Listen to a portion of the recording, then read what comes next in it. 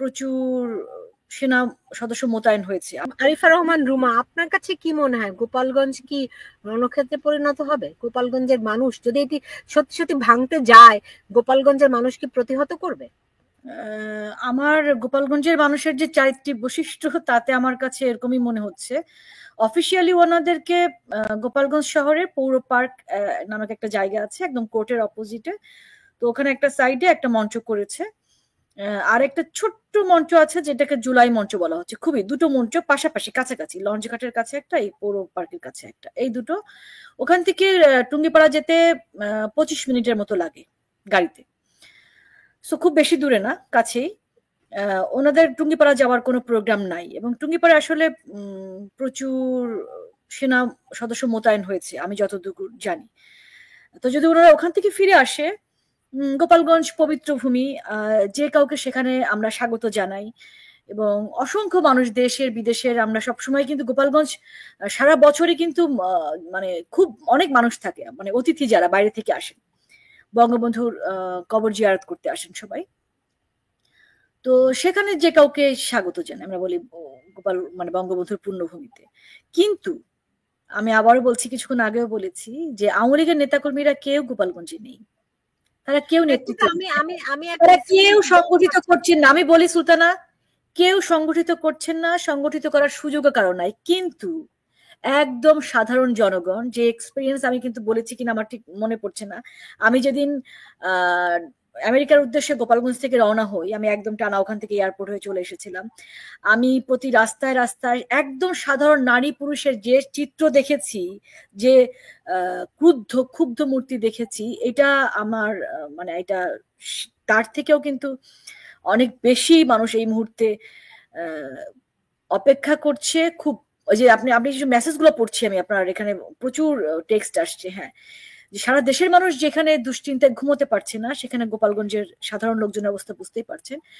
যদি বঙ্গবন্ধুর মাজারে, কবরে অসম্মান করবার, অশ্রদ্ধা করবার চেষ্টা করা হয়, গোপালগঞ্জের একেবারেই খেটে খাওয়া যারা মানুষ, তারা প্রতিহত করবে বলে আমার ধারণা। আমার মানুষের তাদের যে ক্যারেক্টার, প্রতিটা অঞ্চলেরই একটা বিশেষ বিশেষ বৈশিষ্ট্য থাকে মানুষের, এটা ভূগোল মানে আবহাওয়া, মাটি, এটার কারণেই। তো সেই চরিত্র অনুযায়ী বসে থাকবার কথা না। এবং আমরা ইতিপূর্বেই 5ই আগস্টের পর থেকে এ পর্যন্ত দ্রুত দৃষ্টান্ত কিন্তু আমরা দেখেছি, মানে বিএনপির সঙ্গেও যেটা হয়েছে, ওনারা জননেত্রী শেখ হাসিনাকে অসম্মান করে কথা বলেছিলেন।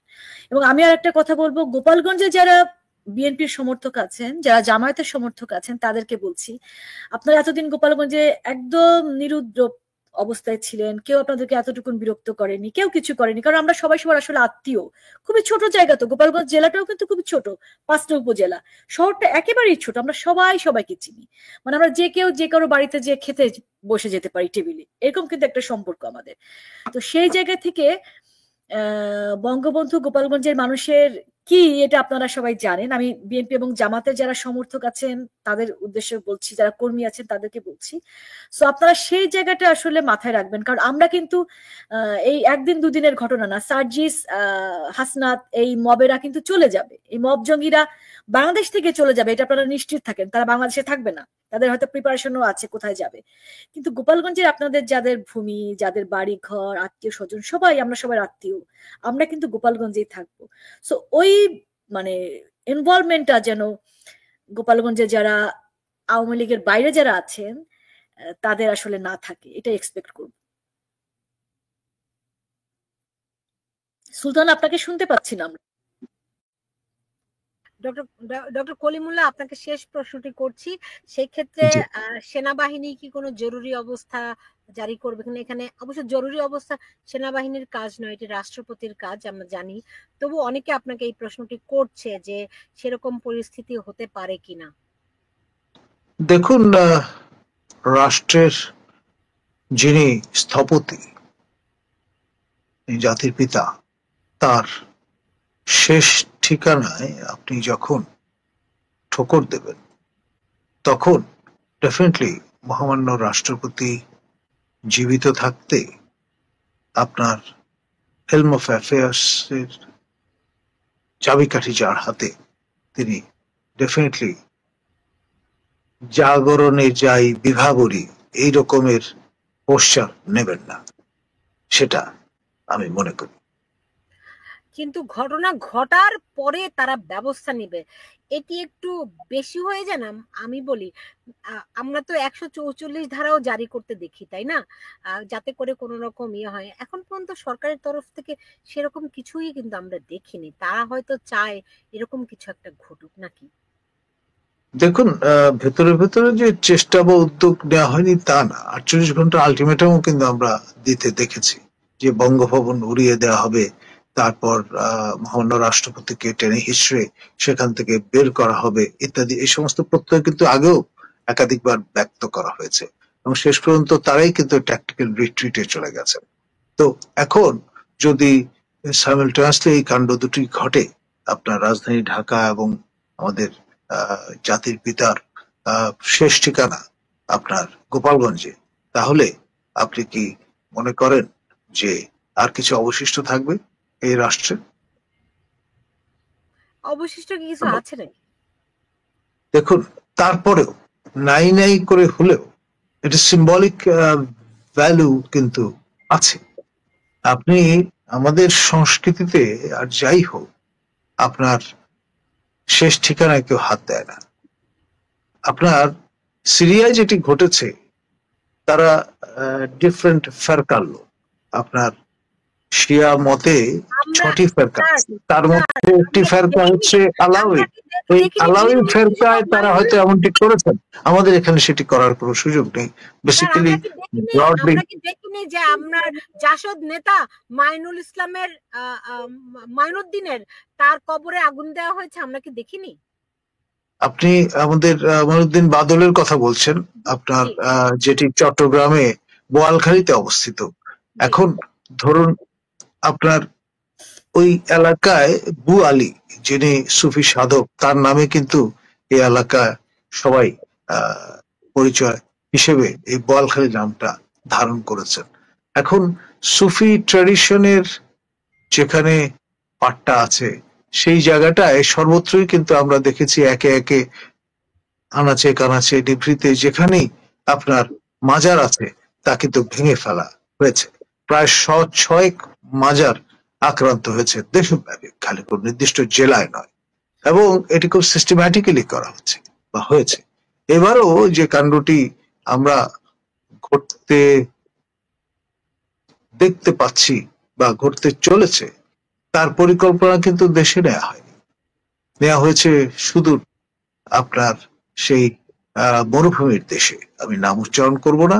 সেখানে আপনার যেই ছবিটি অনেকে দেখেছেন, আপনার রীতিমতো পার্সিয়ান কার্পেটে বসে যাদেরকে আমরা সবাই চিনি, এরা সবাই কিন্তু সমবেত হয়েছিলেন এবং তাদের যে সলা পরামর্শ এবং এগ্রিমেন্ট বা মতৈক্য, তার উপর ভিত্তি করেই কিন্তু আপনার এই সংকল্পে তারা দৃঢ় মূল চিন্তায় প্রবেশ করেছেন যে এই যে সিম্বল অর্থাৎ সমাধিসৌধ, প্রথমে টঙ্গিপাড়া, পরে আপনার এই আমাদের মহান জাতীয় সংসদ ভবনের উত্তরে অবস্থিত চন্দ্রিমা উদ্যানে, সেখানে আপনার যদি এই দুই ধ্বংসাত্মক কাণ্ড সম্পন্ন করা যায়, তাহলে সেটা স্পার্ক হিসেবে কাজ করবে এবং সারা দেশে এর রিপল ছড়িয়ে পড়বে, এবং তাহলেই কিন্তু সেই বহুল প্রতীক্ষিত এবং প্রত্যাশিত গৃহযুদ্ধ নিশ্চিত করা যাবে। গৃহযুদ্ধ কোনো প্রতীক্ষিত নয়, মানে দেখুন, আমাদের মাননীয় উপদেষ্টা, যাকে আমরা অনেকে মজা করে বলতাম উজিরে খামাখা, অর্থাৎ দপ্তরবিহীন মন্ত্রী, তিনি আপনার সম্প্রতি কিন্তু তথ্য মন্ত্রণালয়ের দায়িত্ব পেয়েছেন বা নিয়েছেন, এবং তিনি কিন্তু তার ভেরিফাইড ফেসবুক পেজে এই জানানটি দিয়েছিলেন। তার আবার একটি অভ্যাস আছে, জানান দিয়ে কিছুক্ষণ পর সেটি আবার মুছে ফেলেন, সরিয়ে ফেলেন, সেটা ভিন্ন বিষয়। কিন্তু একবার বন্দুক থেকে গুলিটা যখন বেরিয়ে যায়, তখন সেটা কিন্তু ফিরিয়ে আনা যায় না। সুতরাং দায় তো আরেকটি প্রশ্ন তাকে করতে নিতেই হবে। হচ্ছে, এখানে দর্শকরা একজন প্রশ্ন করেছেন যে যদি বঙ্গবন্ধুর সমাধিতে আঘাত করা হয়, টুঙ্গিপাড়ায় আঘাত করা হয়, সেক্ষেত্রে ভারত বিষয়টিকে কিভাবে করে দেখবে? দেখুন, এখানে নানাবিধ আপনার সংবেদনশীলতা আছে। আপনার মমতা ব্যানার্জি, তিনি মানে তার পূর্বপুরুষেরা প্রায় 400 বছর আগে এই অঞ্চলে বসবাস করতেন। মতুয়া বলে যে ব্র্যান্ডটি আছে, অর্থাৎ ডিনোমিনেশন বলেন, তাদের পীঠস্থান কিন্তু ব্রডলি এই অঞ্চল, এবং এই ঠাকুরদের যথেষ্ট অনুগামী আছেন ক্রস দা বর্ডার, এবং সে কারণেই কিন্তু ভারতের মাননীয় প্রধানমন্ত্রী নরেন্দ্র মোদী তিনি এই অঞ্চলে এসে একেবারে ষষ্ঠাঙ্গ প্রণিপাত পর্যন্ত করে গেছেন। তো ফলে আপনার এই যে ঐতিহাসিক সম্পর্কগুলো, সেটি কিন্তু তাদেরকে উদ্বেলিত করবে। আপনি নিশ্চয়ই জানেন যে কবিগুরু রবীন্দ্রনাথ ঠাকুরের যে কুঠিবাড়ি আপনার সিরাজগঞ্জে, সেটি যখন আক্রান্ত হয়েছে, তার প্রতিক্রিয়ায় মমতা ব্যানার্জি কিন্তু একটি আপনার আনুষ্ঠানিক প্রতিবাদ জানিয়েছেন তার একেবারে অফিসিয়াল প্যাডে। তো এই ঘটনা ডেফিনেটলি আরো অনেক বেশি পরিমাণে আপনার ক্ষোভ, ধিক্কার এবং নিন্দার জানান দেবে, এতে কোনো সন্দেহ নেই। স্যার, আমার দর্শকরা, আমি শেষ করতে চেয়েছিলাম কিন্তু তারা এত প্রশ্ন করছে, আপনি বুঝতেই পারছেন। আমি শুরুতেই বলেছিলাম যে বাংলাদেশের মানুষ আজকে নির্ঘুম রাত কাটাচ্ছে। অনেকে দেশের ভেতরে এবং বাইরে, শুধুমাত্র দেশের অভ্যন্তরে, সারা বিশ্বে ট্রু। তো যে যেখানে কি বলবো, এখানে আপনি দেখতে পাচ্ছেন অনেকে আরেকটি প্রশ্ন কাজী মোমেন প্রশ্নটি করেছেন, যে তিনি বলছেন যে আমি অনেকক্ষণ ধরে কমেন্ট করছেন যে সেনাবাহিনীর কিছু অংশ এবং সেনাপ্রধান মুক্তিযুদ্ধ বিরোধী অপশক্তি জামাত শিবিরের চক্র মিলে আমেরিকার সাথে হাত মিলিয়েছে, এরকম অভিযোগ কিন্তু আমিও শুনেছি স্যার। দেখুন, মার্কিন জনগণের সঙ্গে কিন্তু আমাদের কোনো বিরোধ নেই। তৎকালীন নিক্সন প্রশাসন আমাদের মুক্তিযুদ্ধের বিরোধিতা করেছে, এটা ইতিহাসের অংশ, আমরা সবাই জানি। আবার জনগোষ্ঠীর একটা বড় অংশ কিন্তু তারা সমর্থন প্রদান করেছেন, সংহতি প্রকাশ করেছেন, সেটিও ইতিহাসের অংশ। তো সুতরাং ঢালাও ভাবে আমি কিন্তু মার্কিন আপনার জনগোষ্ঠীকে, জনগণকে আমাদের শত্রুপক্ষ ঠাউরাবার পক্ষপাতী নয়। জি, আমাকে শেষ করতে হবে কারণ অনেকক্ষণ হয়ে গেছে। এখানে একটা বিষয় কিন্তু অ্যাড করি সুলতানা, যেটা আসলে আমরা বারবার আমাদের আসছে না কথায়, সেটা হচ্ছে যে এই হাসনাত সার্জিসরা 32 ভাঙা বঙ্গবন্ধুর ভবন ভরা, যে বঙ্গভবনকে নিয়ে বা এই টুঙ্গিপাড়াকে নিয়ে যেসব হম্বিতম্বি বলেন বা ধ্বংসাত্মক কার্যকলাপের নেতৃত্ব দেওয়া বলেন করেছে, পাশাপাশি আমরা হাসনাতের সাথে সেনাবাহিনীকে নিয়ে, সেনা প্রধানকে নিয়ে তার যে কটূক্তি, তার যে দম্ভোক্তি, অশালীন মন্তব্য, শুধু তাই না, ওয়াকার না হাসনাত এই স্লোগানও কিন্তু আমরা দেখেছি। হ্যাঁ, সেনাবাহিনীর উচিত সেই বিষয়টাও বিবেচনায় নিয়ে আসা উচিত। আমরা এ পর্যন্ত সেনাবাহিনীকে এরকম অসম্মানিত হতেও কিন্তু আমরা দেখিনি। আমরা যত যাই বলি না কেন, আমাদের ভিতরে এক ধরনের শ্রদ্ধা বরাবরই ছিল সেনাবাহিনীর প্রতি। এরকম রাস্তায় ওয়াকার না হাসনাত এই স্লোগানের মতো স্লোগান এর আগে আমরা বাংলাদেশে কেউ কখনো দেখিনি।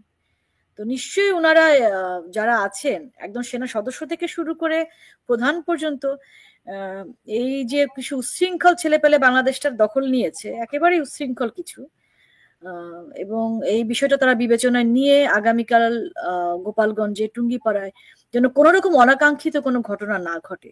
যাচ্ছে তারা প্রোগ্রাম করতে, যাক, ওখানে করলেও ওনাদের যা, না করলেও তাই, একটা সমর্থনও বাড়বে না, একজন সমর্থকও বাড়বে না। সো ফিরে আসুক, তাতে তাদের যেতে বাধা নেই, নিশ্চয়ই যাবে, কিন্তু আচরণ যেন সংযত থাকে।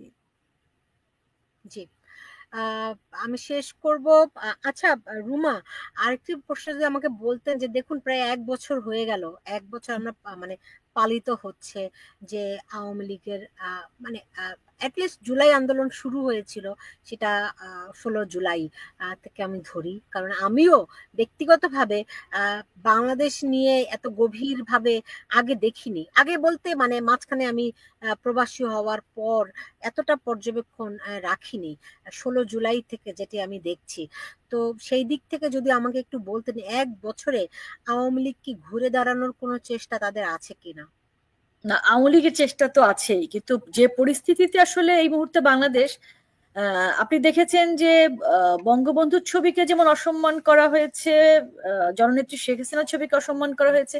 আমরা মাত্র 3-4 দিন আগেই শহীদ জিয়াউর রহমান, প্রেসিডেন্ট জিয়াউর রহমান, প্রয়াত প্রেসিডেন্ট জিয়াউর রহমান, তার ছবিকেও কিন্তু আমরা পদদলিত করতে দেখেছি।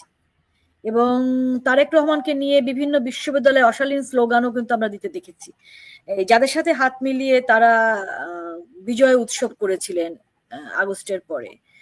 তো এই জুলাইয়ে বোকা হয়েছে, অনেক মানুষকে বোকা বানিয়েছে, আমরা তাদেরকে বলি জুলাই ফুল। তো সবাই তো আর জুলাই ফুল হয়নি। যারা জুলাই ফুল হননি বা যারা হয়েছেন, সেখান থেকে শিক্ষা নিয়ে, সেখান থেকে সেই বোধ নিশ্চয়ই তাদের সেই ফিরে এসেছে। তো সেই জায়গা থেকে আওয়ামী লীগ চেষ্টা করছে। এবং আপনি কি মনে করেন না, এই 5ই আগস্টের আওয়ামী লীগ, 5ই আগস্টের আগের আওয়ামী লীগ মানুষের অনেক ক্ষোভ ছিল, এবং এখনকার আওয়ামী লীগ, আমি কিন্তু দৃঢ়ভাবে বিশ্বাস করি এখন মানুষের হৃদয়ে আওয়ামী লীগ অনেক বেশি শক্তিশালী। হয়তোবা কর্মীরা অ্যাক্টিভিটিসটা করতে পারছে না, হয়তো কর্মীরা কোনো জায়গায় 5-10 জন এক হলেই তাদেরকে অ্যারেস্ট করে নিয়ে যাচ্ছে, সেটা হচ্ছে বন্দুকের জোরে, ক্ষমতার জোরে, আর কিছুই কিন্তু না। কিন্তু গণমানুষের ভেতরে, আপনি সুলতানা নিজে বলছেন যে আপনি কিন্তু জুলাই 16 তারিখের আগে এতটা কনসার্ন ছিলেন না।